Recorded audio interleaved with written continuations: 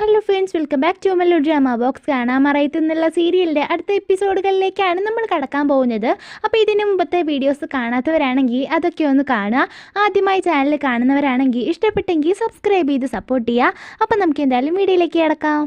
എപ്പിസോഡിൻ്റെ തുടക്കത്തിൽ സോന അമ്മയോട് സിപ്പി ഹോസ്പിറ്റലിൻ്റെ ഇനാഗുറേഷന് അമ്മ മേടിച്ച പൈസ മുഴുവന് ഞാൻ തിരിച്ചു കൊടുത്തു എന്നെല്ലാം പറഞ്ഞിട്ട് അവിടെ നിന്ന് എണീച്ച് പോകുമ്പോൾ സുമൻ അവളോട് നന്നായി ദേഷ്യപ്പെട്ടിട്ട്, നീ ചെയ്തത് ശരിയായിട്ടില്ല, പൈസയുടെ വില ഒന്നും നിനക്കറിയില്ല, അത് കിട്ടിയപ്പോൾ അവർക്ക് നല്ല സന്തോഷമായി കാണും എന്നെല്ലാം പറയുന്നുണ്ട്. പിന്നെ നിമ്മി രോഹിത്തിന് സോനാക്ഷിക്ക് കൊടുക്കാനേ പറഞ്ഞിട്ട് ഒരു സഹോദരൻ്റെ കല്യാണത്തിൻ്റെ ഇൻവിറ്റേഷൻ കൊടുക്കുന്നുണ്ട്. അപ്പോൾ സോന കാരണമാണ് ഈ കല്യാണം നടക്കുന്നതെന്നും പുനർവിവാഹത്തെക്കുറിച്ചുള്ള സോനയുടെ സീരിയൽ എപ്പിസോഡ് കണ്ടാണ് പെണ്ണിന്റെ വീട്ടുകാർ അവളെ രണ്ടാം വിവാഹം ചെയ്യിക്കാൻ വേണ്ടി തീരുമാനിച്ചത്. അതുകൊണ്ട് തന്നെ സോനയോട് ഈ കല്യാണത്തിന് ഉറപ്പായും വരാന് നിമ്മി പറയണമെന്നൊക്കെ രോഹിത്തിനോട് പറയുന്നുണ്ട്. പിന്നെ സുമൻ നിഷിക്ക് വിളിച്ചിട്ട് ആ പൈസ തിരിച്ച് അവർക്ക് കിട്ടിയതിലുള്ള ദേഷ്യം മുഴുവൻ നിഷിയെ ചീത്ത പറഞ്ഞ് തീർക്കുന്നുണ്ട്. ഇത് കേട്ടിട്ട് നിഷി, എന്നോട് ഇത്ര മോശമായിട്ട് സംസാരിച്ച ഇവരെ ഞാൻ വെറുതെ വിടാൻ പോകുന്നില്ല, ഇവർക്കൊരു പണി ഞാൻ കൊടുക്കുന്നേ ചെയ്യുമെന്ന് ദേഷ്യത്തിൽ പറയുന്നുണ്ട്. അതിനുശേഷം രോഹിത് സോനയ്ക്ക് വിളിച്ചിട്ട് നിമ്മി കൊടുത്ത ഇൻവിറ്റേഷൻ്റെ കാര്യമെല്ലാം പറഞ്ഞിട്ട് നിമ്മി പറഞ്ഞ കാര്യങ്ങളൊക്കെ സോനയോട് പറഞ്ഞു കൊടുക്കുകയാണ്. സോന കാരനാണ് ഈ കല്യാണം നടക്കുന്നതെന്ന് പറയുമ്പോൾ സോനയ്ക്ക് നന്നായിട്ട് സന്തോഷമാവുന്നുണ്ട്. അപ്പോൾ സോന ഉറപ്പായിട്ടും ഞാൻ ആ മാരേജിന് പോവാം എന്ന് പറയുമ്പോൾ രോഹിത്, അതൊന്നും വേണ്ട, ഇത് ജസ്റ്റ് ഫോർമാലിറ്റിക്ക് ഇൻവിറ്റേഷൻ നീ മേടിച്ചാൽ മതി, അല്ലാണ്ട് ഈ തിരക്കിൻ്റെ ഇടയിൽ നീ വരുമൊന്നും വേണ്ട എന്ന് പറയുമ്പോൾ സോന പറയാണ്, അത് ശരിയല്ല, ഞാൻ കാരണം ഒരാളുടെ കല്യാണം നടക്കുകയല്ല, അപ്പോൾ ഞാൻ അവിടെ ഇല്ലെങ്കിൽ അത് ശരിയല്ല, ഞാൻ എന്തായാലും വരും എന്ന് പറയുമ്പോൾ രോഹിത് ചിരിക്കുന്നുണ്ട്. ഷൂട്ടിൻ്റെ ടൈമിൻ്റെ കാര്യമെല്ലാം സോനയും അവനും സംസാരിക്കുന്നുണ്ട്. അപ്പോൾ അവളോട് അവൻ ഇത്ര ഹാർഡ് വർക്ക് ചെയ്തിട്ട് നീ ഹെൽത്ത് ഒന്നും ശ്രദ്ധിക്കാതെ ഇരിക്കരുത് എന്നെല്ലാം പറഞ്ഞു കൊടുക്കുന്നുണ്ട്. അതിനുശേഷം രോഹിത്തിൻ്റെ വാച്ച് കളവ് പോയി, ഞങ്ങൾക്ക് ഒരു കംപ്ലൈൻറ്റ് കിട്ടിയിട്ടുണ്ട് എന്ന് പറഞ്ഞിട്ട് പോലീസുകാർ വന്നിട്ട് സോനയുടെ അമ്മയെ പിടിച്ചുകൊണ്ട് പോകുന്നുണ്ട്.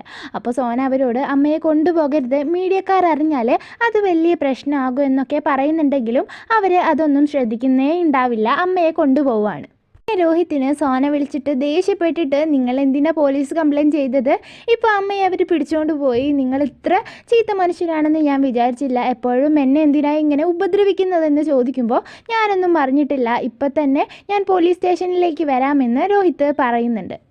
അപ്പം തന്നെ അവൻ വീട്ടിലേക്ക് വിളിച്ചിട്ട് കാര്യങ്ങൾ അന്വേഷിക്കുമ്പോൾ നിഷിയാണ് ആ കേസ് കൊടുത്തതിന് പിന്നിലെന്ന് അവന് മനസ്സിലാവുന്നുണ്ട്. അപ്പം തന്നെ നിഷിയെയും കൂട്ടിയിട്ട് അവൻ പോലീസ് സ്റ്റേഷനിലേക്ക് പോകുകയാണ്. അപ്പോൾ അവൻ പോലീസുകാരോട് എല്ലാം പറഞ്ഞിട്ട് ആ കംപ്ലയിൻറ്റ് ക്യാൻസലാക്കുന്നുണ്ട്. അങ്ങനെ സുമനെ പോലീസുകാർ വെറുതെ വിടാണ്. അങ്ങനെ സോനാക്ഷി അമ്മയും കൊണ്ട് പോകുന്ന സമയത്ത് മീഡിയക്കാരെല്ലാവരും വന്ന് വട്ടം കൂടി നിന്നിട്ട് അവരോട് ഒരുപാട് ചോദ്യങ്ങൾ ചോദിക്കുന്നുണ്ട്. അതിൽ നിന്നൊക്കെ ഒഴിഞ്ഞു മാറി സോനാക്ഷി അമ്മയെയും അതിൻ്റെ ഇടയിൽ കൂടെ കൊണ്ടുപോകുമ്പോൾ രോഹിത് നിഷിയോട് സോറി പറയാൻ വേണ്ടിയിട്ട് അവരുടെ അടുത്തേക്ക് കൊണ്ടുവരുന്നുണ്ട്.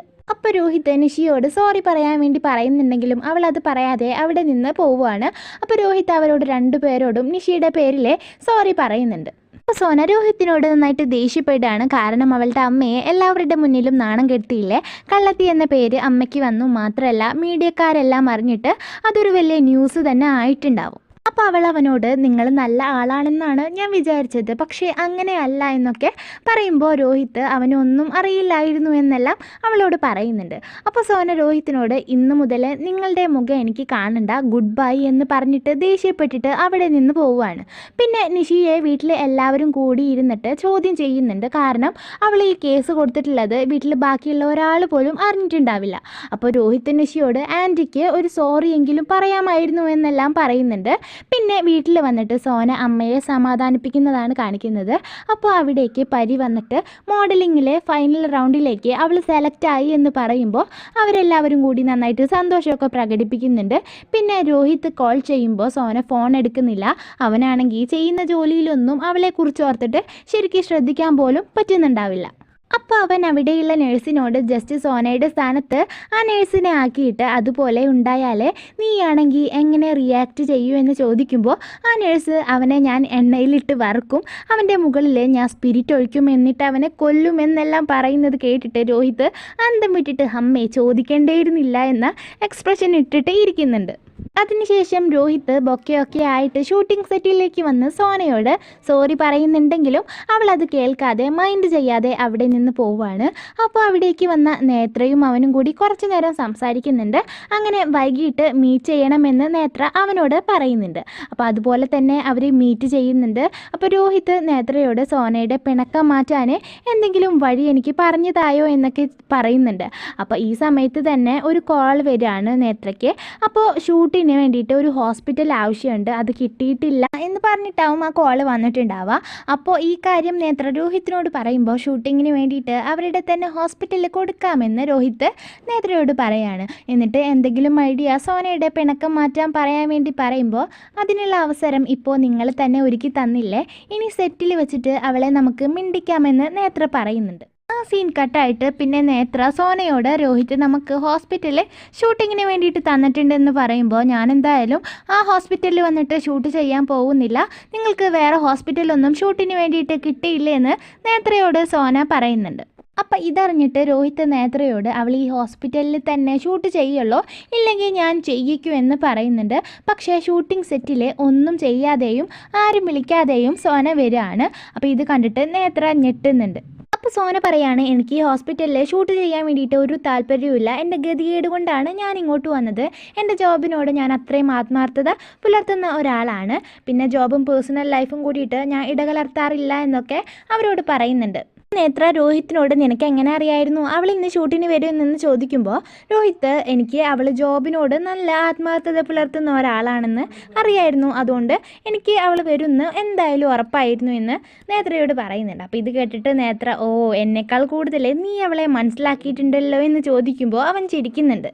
അങ്ങനെ ഷൂട്ടിങ് നടന്നുകൊണ്ടിരിക്കുമ്പോൾ ലോജിക്ക് നോക്കിയിട്ട് രോഹിത് ഇത് അങ്ങനെയല്ല ഇങ്ങനെയാണ് എന്നൊക്കെ പറഞ്ഞിട്ട് ഡയറക്ടറോട് പറഞ്ഞു കൊടുക്കുന്നുണ്ട്.